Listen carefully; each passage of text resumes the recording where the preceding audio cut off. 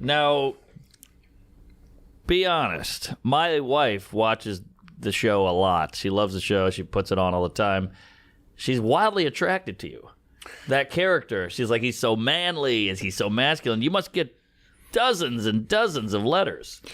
That's an interesting question, and I'm suddenly resentful because I feel like I should. Be getting a lot of mail. Come on, you're a good-looking guy, great hairline. I'm grateful. Thanks to your bride. She's here, by the way. She wants to. No, I think because I used to get a lot of fan mail early on, and I used to on Sundays I used to really enjoy answering my fan mail, and that was about 2009, 10. And then one of the reasons Parks and Rec, I think, hit, because we almost got canceled every year. We were never a hit show. Right.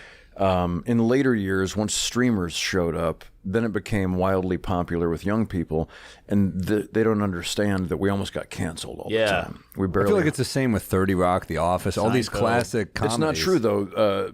The Office was a hit, was a ratings hit. But it blew up on another level, though, on Netflix. For sure. Yeah.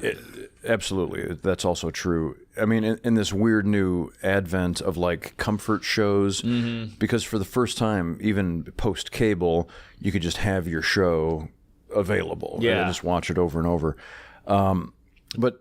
So somewhere towards the beginning, suddenly when Parks and Rec did take off to the extent that it did, I was suddenly hugely unable to return fan mail. Like it exploded, and in order to like just maintain any personal time, I also had to not really engage on social media, and so wherever that would exist, if anyone is soliciting my sexual favors, I'm unaware. I'm really unaware of it. Like, wow, it's out there. I'm frankly glad. I'm grateful because my wife and I have a great thing, and we still maintain a healthy amount of heat between us, and so I'm also grateful that it hadn't occurred to me. That I was like, where are the?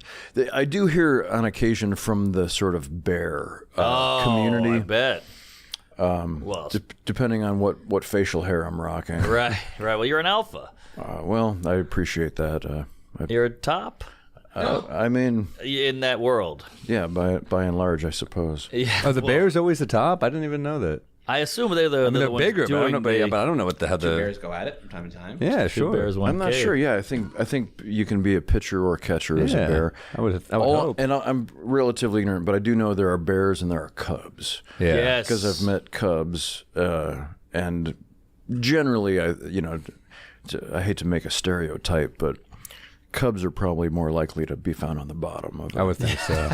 any arrangement, especially in baseball. They're in the bottom of the division. Well, boy, they're my team. Oh, it's just a bunch of Burt Kreischers. And I wish I could argue with you. Well, I've been called an otter. What is that? That's like a scruffy, skinny guy. I'm not a twink level. That's too small. I'm like a otter, and then I think you're a giraffe. I would assume. Are we allowed to say twink? Because I remember doing I did that show at midnight back in the day, and Jesse Joyce was like helping with my punch up of the jokes, and I said twink, and he goes, "You can't say that." And I was like, "This guy wrote roast jokes for Greg Giraldo. He's telling me I can't say this." I didn't know that was. Yeah, I don't know. Huh? I don't know. I didn't know that either. I mean, I thought it was. I don't know. Maybe not. It's a cute word, twink. I suppose in some circles it could be considered derogatory. That's not how we mean it, though. But yeah, right. I thought it was just a category of like a puckish or fairy-like. Yeah, fairy. Easy. With an E. Faerie. Yes, like Staten Island. Like the fairy. wee folk. Got it. Like a nymph. That's right.